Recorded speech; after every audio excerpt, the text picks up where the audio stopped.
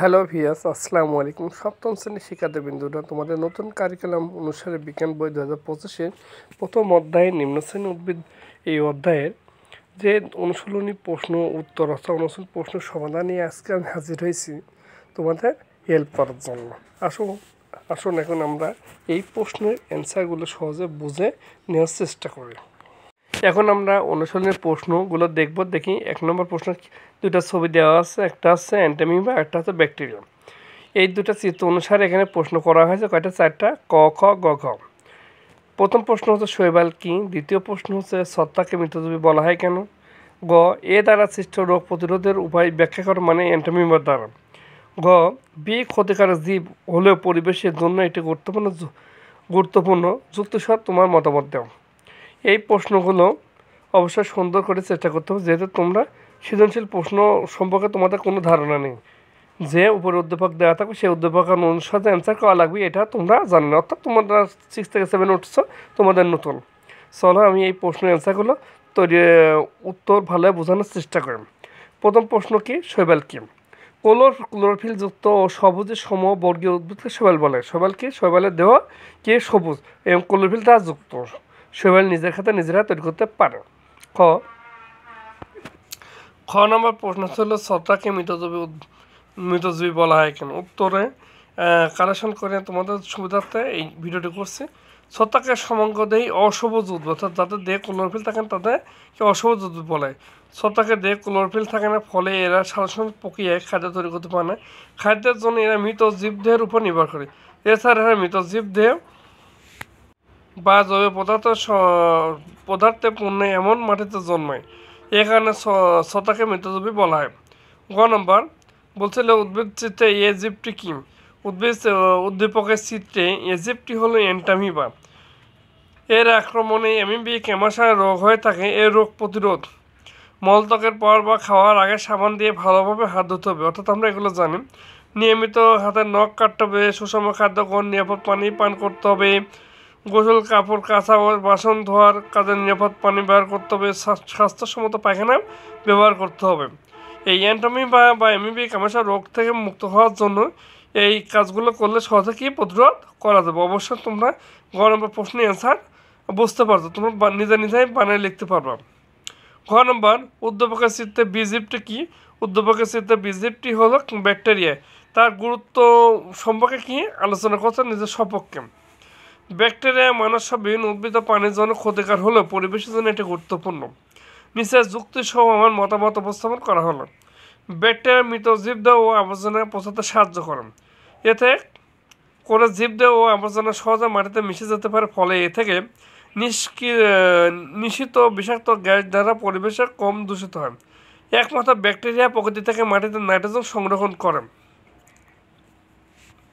এতে মাটির উর্বরতা বৃদ্ধি পায়, ফসল সহ গাছপালা উৎপাদন বৃদ্ধি পায়।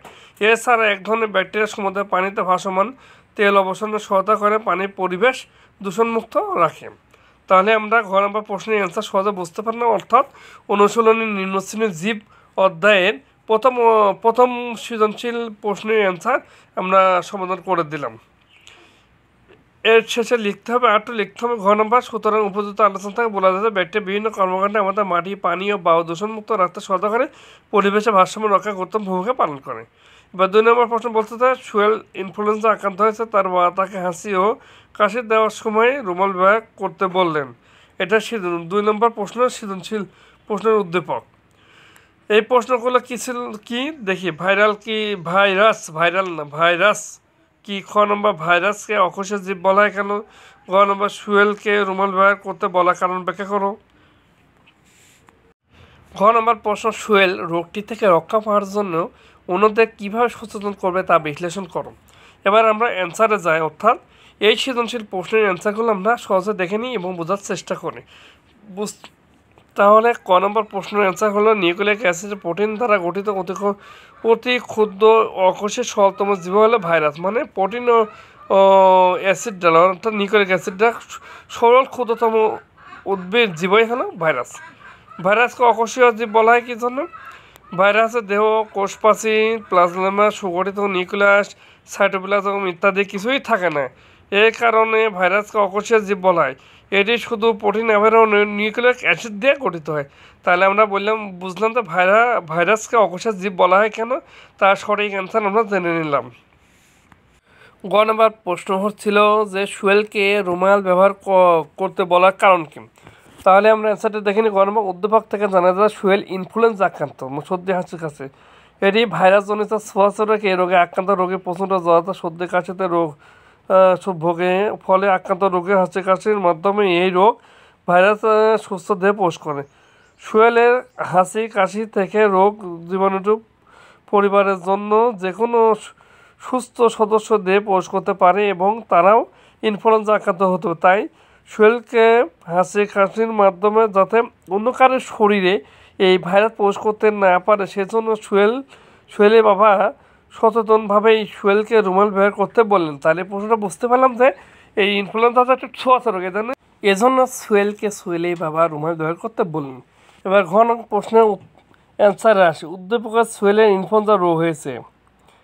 ইনফ্লুয়েঞ্জা ভাইরাসজনিত ছোঁয়াচে রোগ হওয়া সহজে একজন থেকে অন্যজনে ছড়িয়ে যেতে পারে। তাই এই রোগ থেকে রক্ষা পাওয়ার জন্য অন্যদের সচেতন করলে শুয়েল নিয়মিত পরামর্শগুলো দিতে পারেন। হাঁচি কাশির সময় মুখে রুমাল ব্যবহার করার উপকারিতা সম্পর্কে জানাবে। যেখানে সেখানে থুতু কফ না ফেলে পরামর্শ দেবে। নিরাপদে পানি পান ও ব্যবহার করার গুরুত্ব বোঝাবে। স্বাস্থ্যসম্মত পায়খানা ব্যবহার করার উদ্বুদ্ধ করবে।